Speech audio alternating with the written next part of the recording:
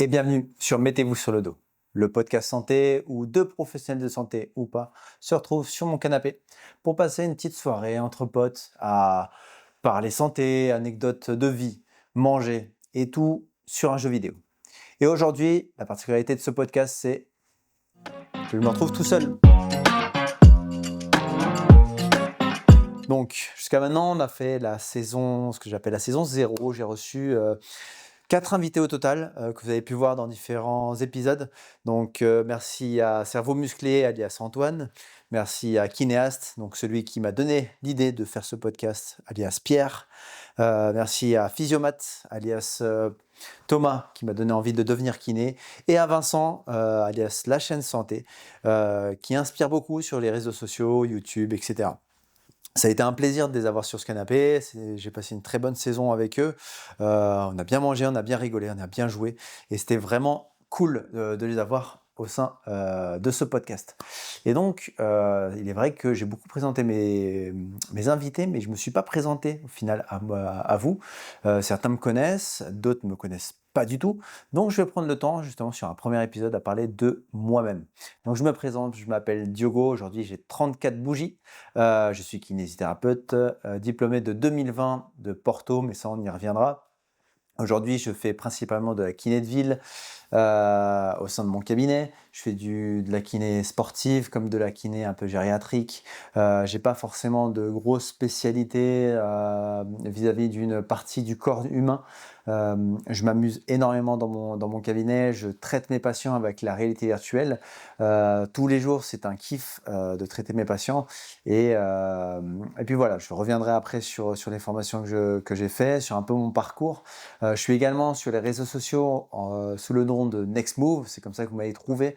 J'ai lancé cette page en 2017 maintenant. Ça fait un petit moment. Cette page, elle a connu pas mal de retournements de situation et de changements vis-à-vis de ce qu'elle veut donner en fait au public.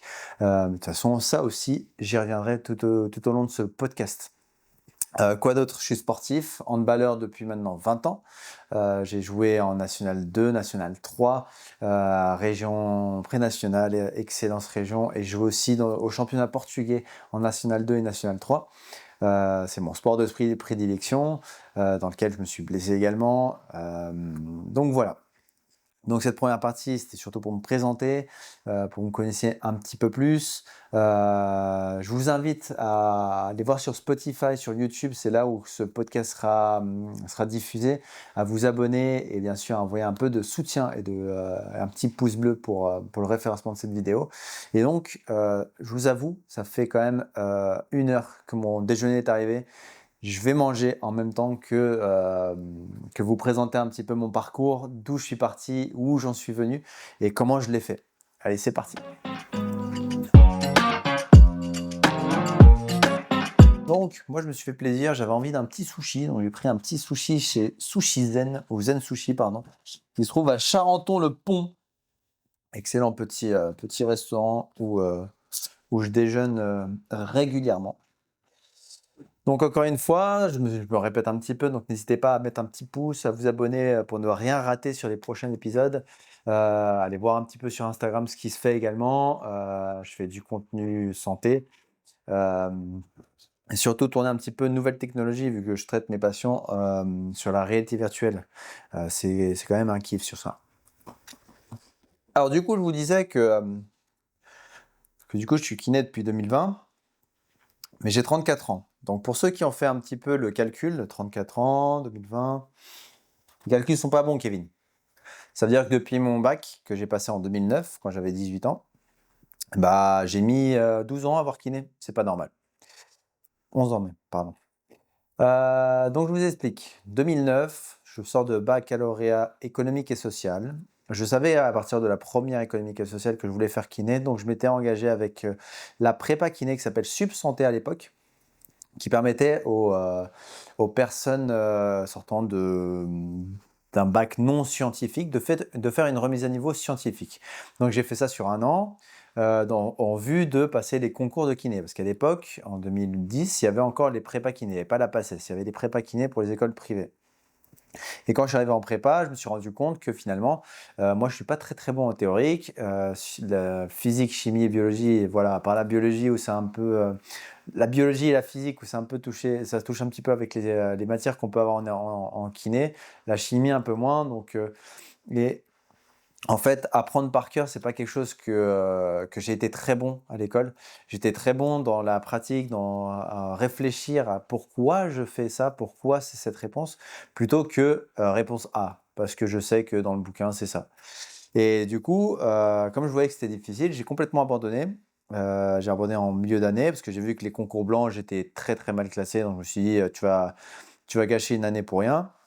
Donc j'ai travaillé en attendant l'année suivante. Je suis parti en STAPS, STAPS à Créteil, à l'UPEC, qui eux ont une classe qui permet de rentrer en école de kiné à Saint-Maurice. La première année, je suis arrivé, j'ai raté 2 places, la possibilité de rentrer dans la classe kiné. Et la deuxième année, j'ai raté d'1 place pour rentrer en école de kiné. Donc à partir de là, ça faisait 4 ans que je cherchais à devenir kiné. Je me suis dit, euh, va vers autre chose. Tu avais trouvé un job en hôtellerie qui te plaisait quand même pendant l'été. Vas-y, fonce là-dedans, c'est peut-être une porte d'entrée vers une carrière. Donc à ce moment-là, j'avais complètement oublié la kiné. Je suis parti dans l'hôtellerie, j'ai fait mes 4 ans. Et au bout de 4 ans, je suis devenu chef de réception. Et à ce moment-là, c'est un peu un concours de circonstances. Je me suis fait mal aux ischio-jambiers. Mon taf me plaisait pas. Je suis passé chef de réception, j'ai gagné 50 € de plus dans ma fiche de paie, mais je perdais mes pourboires. Donc mes séances de kiné se résumaient à je crachais sur mon taf parce que je n'aimais pas ça, que je m'intéressais à ce que ma kiné me faisait parce que bah, la kiné finalement c'était un petit amour, un petit espoir de métier que je voudrais faire dans ma carrière. Et ma kiné m'a dit, mais si tu t'intéresses à ce que je fais et que tu craches sur ton taf, pourquoi tu ne retournes pas en kiné? Et là, ça a commencé un peu à réfléchir. J'ai rencontré ma cousine qui a fait kiné au Portugal et du coup m'a donné un peu les directives d'aller chercher telle ou telle école pour essayer de rentrer en école de kiné. J'y suis allé un week-end, j'ai passé mes concours là-bas parce que j'avais plus de 23 ans, portugais, donc il fallait que je fasse quand même un concours d'entrée qui était beaucoup plus facile que ce qui était en France. Et en juin 2016, je reçois l'information comme quoi j'étais pris à l'école de Fernando Pessoa à Porto. D'ailleurs, je vais revenir sur ça. C'est même pas eux qui m'ont appelé. Moi, je stressais à mort. Ça faisait genre 3 semaines que j'avais passé mon concours. Je les appelle et ils me disent, ah bah du coup, on vous a pas donné les notes. Ok, bah je vais vous donner les notes. Donc vous avez eu, je crois qu'elle avait dit, non, vous avez eu, je crois, elle avait dit, je crois, un 16 en biologie. Je fais, oh, trop cool. Elle m'a dit, vous avez eu un 7 en portugais. Et parce que portugais, c'était en mode culture G. Moi, je connaissais rien sur la politique, le gouvernement, etc. J'avoue que c'était pas un peu ma tasse de thé. Donc là, je commençais à stresser. Et elle m'a dit, vous avez eu 19 en entretien, parce qu'on passait un entretien pour un peu déterminer nos motivations et pourquoi on voulait s'inscrire. Et du coup, je dis, bah, ça veut dire quoi? Bah, vous êtes sélectionné, on vous attend en septembre. Et du coup, en septembre 2020, me voilà parti pour le Portugal pour faire les études de kiné. Les études de kiné au Portugal, quand je suis rentré, c'était encore en 3 ans et demi. C'était pas encore 4 ans.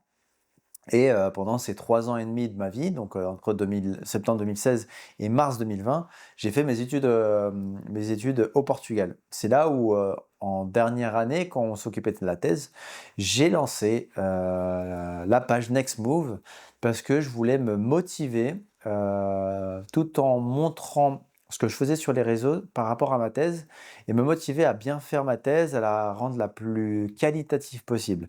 Donc j'en ai parlé un max sur les réseaux, tout ce que je faisais, mes stages également. Ça a été un réel plaisir de partager ça sur les réseaux en tout cas. En fin février, début mars 2020, je passe ma thèse juste avant le Covid, peut-être 1 semaine ou 2 semaines avant le confinement. Et je reçois la note de 18 sur 20. Ma thèse a été présentée dans une revue scientifique qui aujourd'hui, je ne sais plus si elle avait été publiée.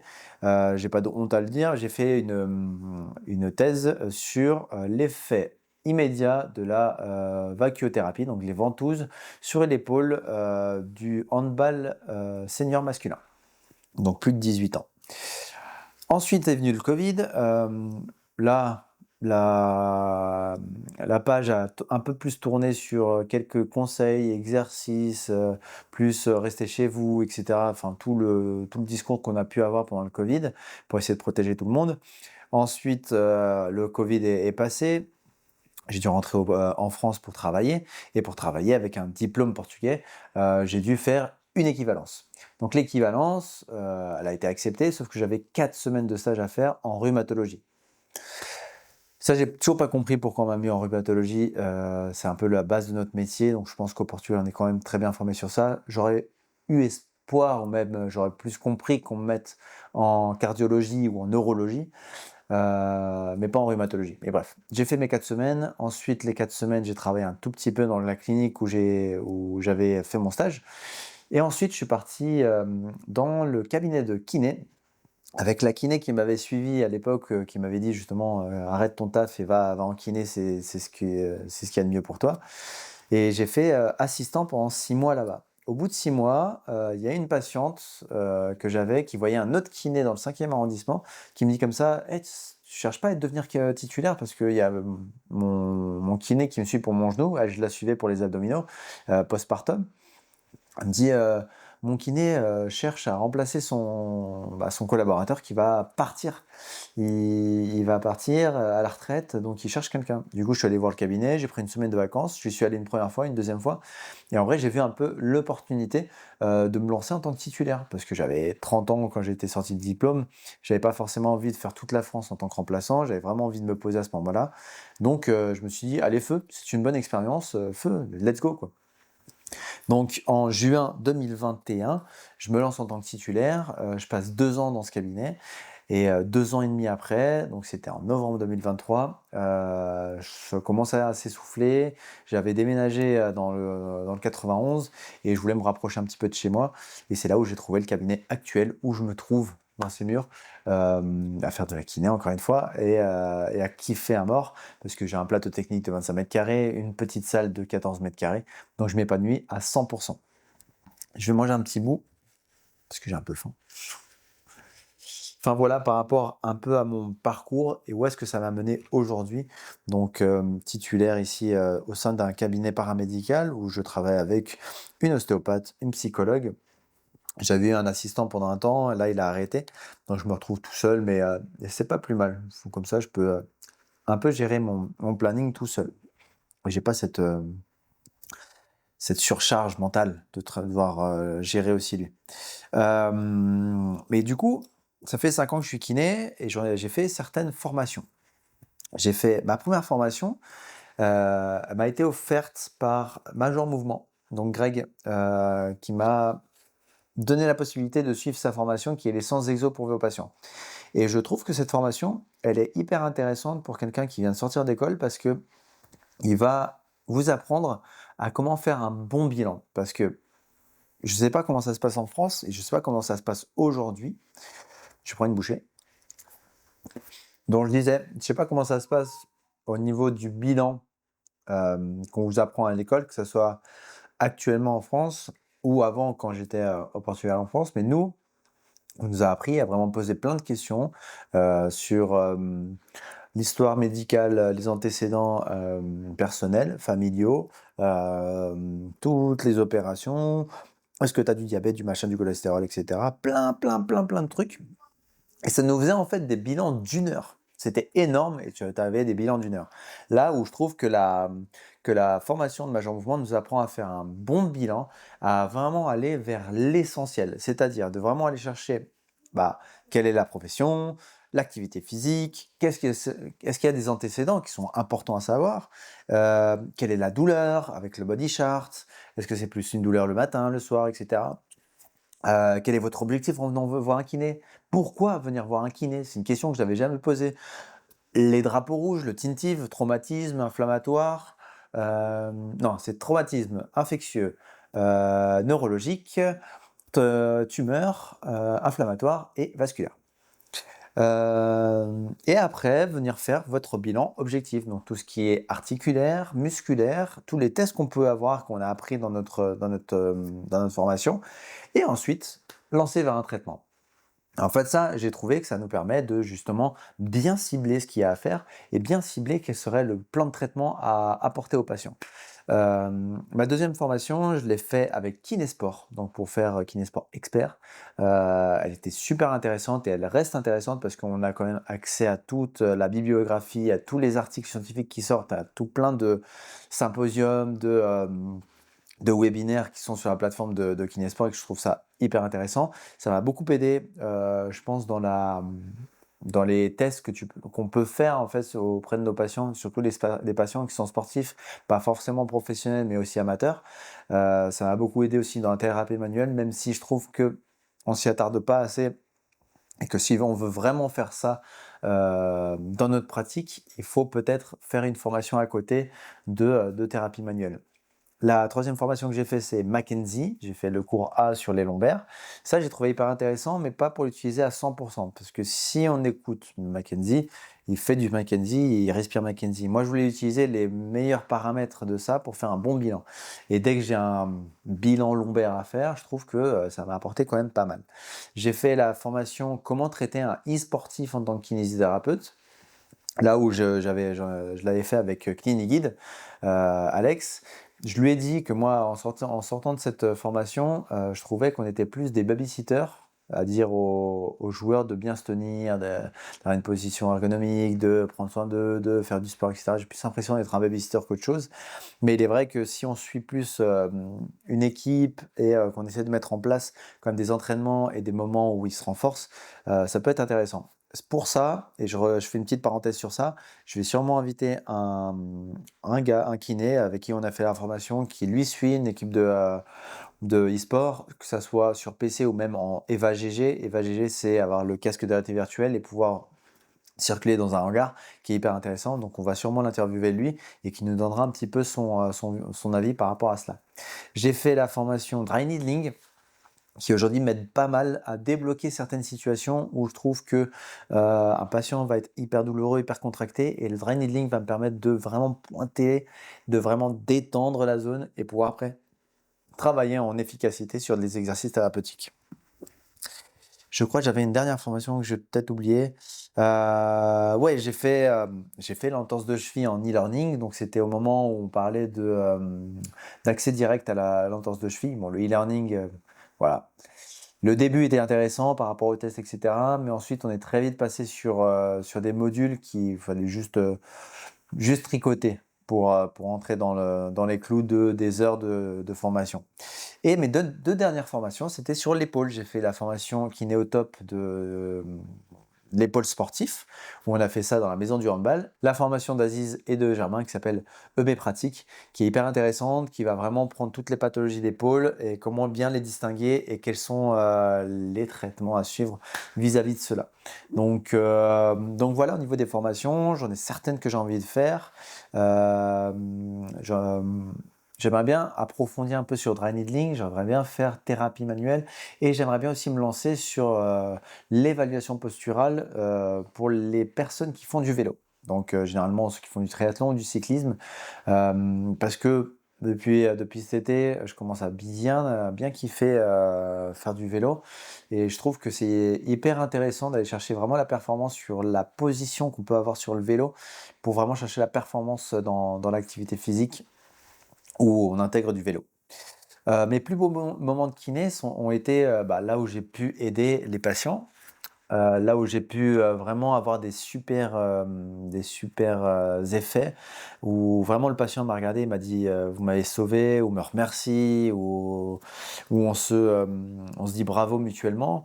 J'ai divers cas cliniques, dont mon premier en stage.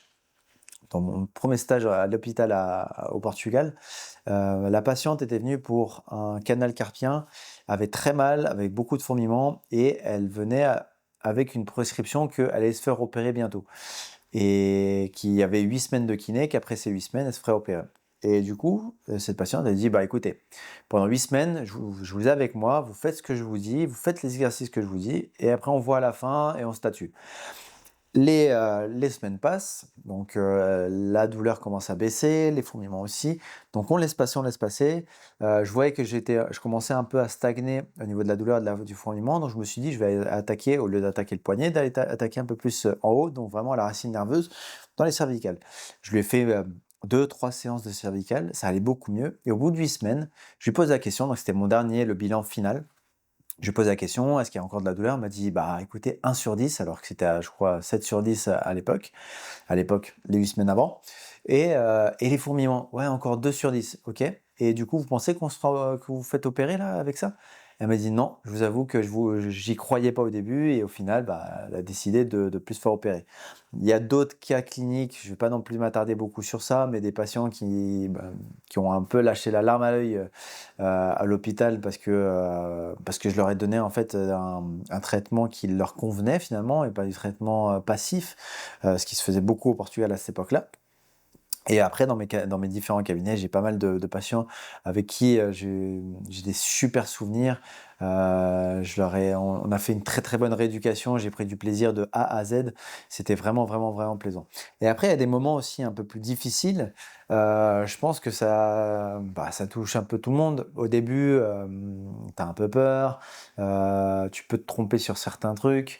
Tu as des patients qui vont mal te parler, tu sais pas comment réagir sur le moment parce que tu te dis, tu es là, tu es en train de soigner la personne, on peut pas te mal te parler.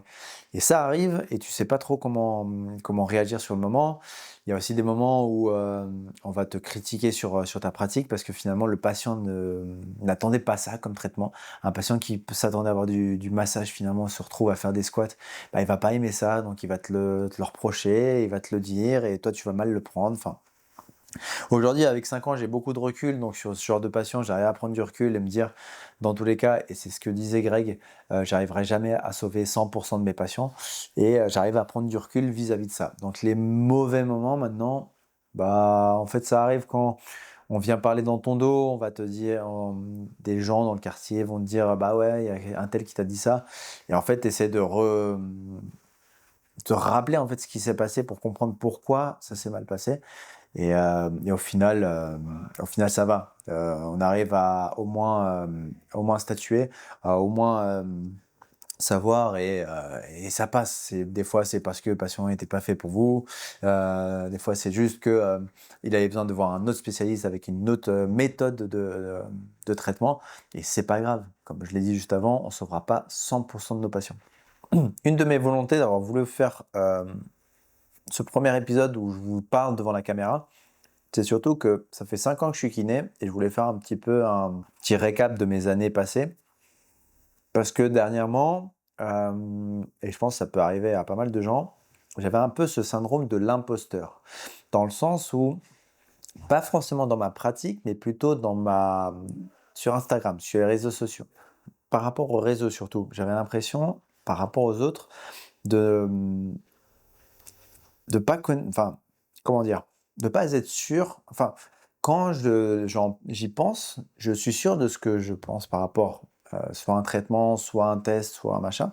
Mais j'avoue que, les différentes, formations que j'ai fait et que j'ai fait avec Pierre, j'ai l'impression qu'en public, je perds tous mes moyens et j'ai l'impression que si jamais je m'exprime ou je pose une question, j'aurai un peu ce syndrome de l'imposteur. Alors, c'est tout con, hein, parce que j'ai fait des études qu'on a tous fait, j'ai fait les formations qu'on a tous fait et je pense que dans ma pratique, j'ai quand même de très bons résultats et ça vient aussi de mon expertise en tant que kiné. Mais, c'est vrai que, au bout de 5 ans, je me suis un peu remis en question vis-à-vis de pas mal de choses, sur mes connaissances, sur ce que je pouvais, dire vis-à-vis de certaines pathologies, de traitements et cetera.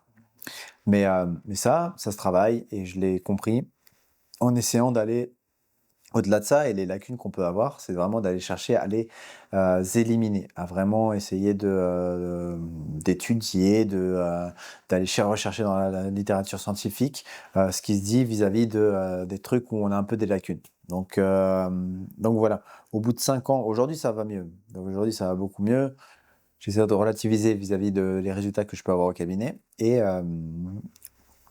voilà, j'en arrive à la finalité que Je suis un kiné qui sait traiter et qui fait du bien à ses patients.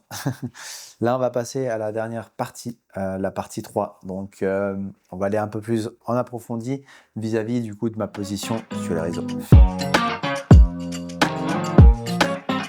Alors, pour cette troisième partie, du coup, on se retrouve pour jouer un petit peu ensemble, tout en parlant un petit peu là, je voulais parler un petit peu des réseaux sociaux, un petit peu ma place dans les réseaux sociaux, qu'est-ce qui vont venir, qu'est-ce que j'aimerais voir venir sur cette page, que ce soit sur YouTube, sur Twitch, ou également sur Spotify avec le podcast. Pour parler un petit peu de la saison 1, comment elle va se dérouler. Pas forcément vous parler des invités, mais un petit peu comment elle va se dérouler. Elle va être à peu près pareille à ce qui a été fait la saison 0 avec des petites améliorations, que ce soit au niveau des invités, mais également au niveau de je sais pas si vous avez rendu compte, mais j'ai mis un peu les sous pour mettre de la qualité, que ce soit en vidéo comme la lumière. Alors, à savoir que moi, quand je suis arrivé sur les réseaux sociaux, je vous en ai vite fait parler au tout début. Je me suis lancé en 2019.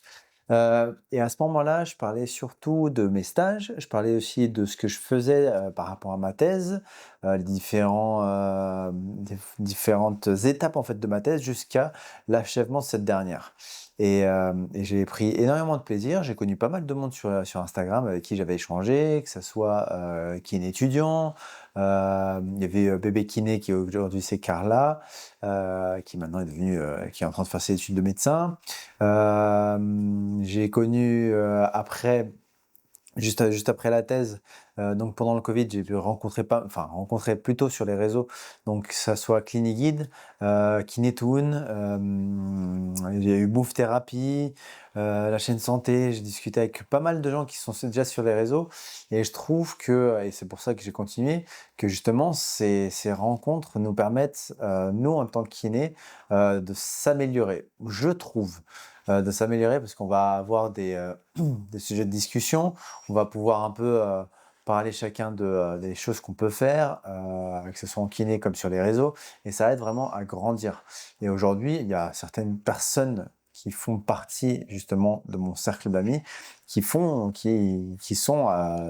voilà, je suis trop nul, j'arrive pas à faire les deux, qui font partie justement de mon cercle d'amis, et qui aujourd'hui, j'ai changé énormément par rapport, que ce soit à la kiné ou que ce soit sur les réseaux, à comment s'améliorer et devenir un meilleur professionnel, mais également un meilleur auditeur dans les réseaux sociaux. Euh, alors, je vais essayer de passer cette partie pour continuer. Et justement, ces rencontres, je trouve qu'elles permettent justement de grandir et de savoir qu'est-ce qui est bien de faire, d'avoir un avis critique sur ce qu'on fait sur les réseaux, et permettre d'améliorer la qualité, je trouve, de ce qu'on peut proposer sur les réseaux sociaux. Parce que, qu'on se le dise, ce qu'on va apporter aux patients via les réseaux sociaux, en fait, il faut savoir que les patients vont vous croire à 100% et qu'il ne faut pas non plus dire de la merde. Hop là, super, j'ai un truc qui vient de s'afficher. Hop là, c'est bon, j'ai fini. Oh, mais pourquoi il s'accroche? Oh, j'ai failli ne pas être qualifié. Donc je trouve que ouais, ces rencontres et les sujets qu'on peut aborder avec, là, par exemple, les premiers épisodes que j'ai pu tourner avec, les différentes personnes, je trouve que c'est hyper enrichissant parce qu'on va parler de sujets, hyper pointilleux, dans notre métier et ça nous permet justement d'avoir ce débat entre nous, plus que, dans un cabinet, je trouve, à travailler ensemble. Parce que finalement, quand on travaille ensemble, on va avoir pas forcément le temps de discuter et que justement sur les réseaux, on a plus ce temps de discuter ensemble. Et donc après la thèse, ça a été de parler de l'équivalence, comment passer une équivalence quand on est étudiant étranger. Parce que c'est pas forcément, il y a des papiers à faire, il y a tout un tas de procédures à remplir.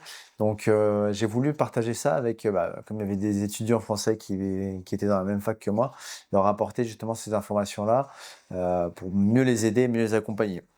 Et ensuite, à la suite de ça, j'avais plus rien à dire niveau étudiant et au niveau du coup de tout ce qui était, ah bah, voilà, je suis mort.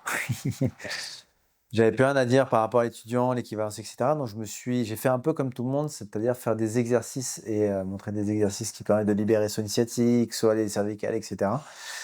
Et peu à peu, je me suis rendu compte que beaucoup de gens le font, qu'on s'essouffle quand même pas mal, que tous les exercices ont été abordés, que tous les 10 exercices pour les lombaires ont été abordés. Donc j'ai voulu aller vers autre chose. J'ai parlé de ma blessure au handball de entorse de cheville grave. J'ai fait pas mal de vidéos par rapport à cela. J'ai sorti Level Up avec justement la présentation d'un personnage de jeu vidéo, parler de lui, de quand il a été créé, prendre sa capacité et le comparer avec la vie de tous les jours. Donc par exemple Mario qui saute très haut, on veut travailler sa détente verticale. Donc j'ai montré 10 exercices pour travailler sa détente verticale.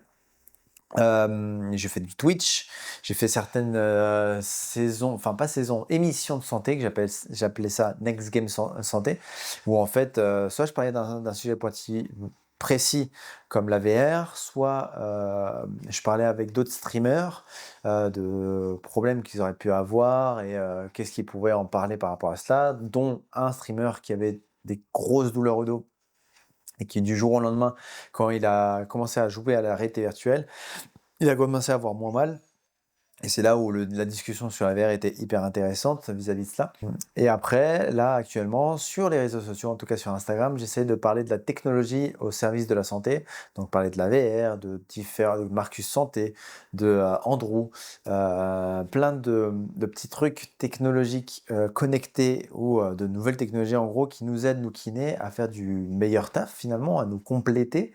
Et moi, j'ai envie de parler beaucoup plus vers ça, de voir l'amélioration de la technologie, dont la VR, où moi, j'en parle beaucoup en disant que on est vraiment au moment précurseur de la VR, au moment où la PS1 est sortie par rapport à la VR.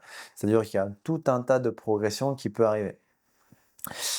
Et du coup, on arrive un peu à l'évolution que je veux voir sur cette chaîne. Bah déjà, Twitch, j'aimerais bien le reprendre et vous faire des lives quali comme j'avais l'habitude de faire, mais surtout parler de kiné et mettre en place des moments où au début on peut parler kiné et ensuite on joue à un jeu vidéo, quoi. On peut aussi jouer ensemble. Donc jouer avec les viewers ou avec les kinés. J'aimerais bien sortir, par exemple, la soirée des imposteurs, en faisant du Among Us ou du loup-garou. Ça pourrait être hyper intéressant de mettre ça en place. On l'a déjà fait une première fois sur ma chaîne il y a un moment maintenant, et je trouve que ça pourrait être pas mal. Ce podcast, j'aimerais bien le faire évoluer aussi en termes de décor, en termes de qualité, d'invités, recevoir le plus possible de personnes, passer des bons moments avec les personnes et en apprendre en fait sur les personnes et qui me donnerait pas mal d'informations bénéfiques, je pense, pour ma pratique. Et aussi, j'aimerais bien ressortir des petits épisodes sur Level Up. Enfin, il y a pas mal de petits projets à venir par rapport aux réseaux sociaux. Et tout cela, je le travaille en amont. J'essaie de vraiment mettre aussi une patte un peu comme un truc certifié, vous voyez. C'est-à-dire que tout ce que je vais dire ne sort pas non plus que de ma tête, ça va sortir aussi de la science. Donc quand je dis que la VR c'est bien, la VR c'est bien et c'est démontré par tel article, comme tous les autres trucs qui vont venir.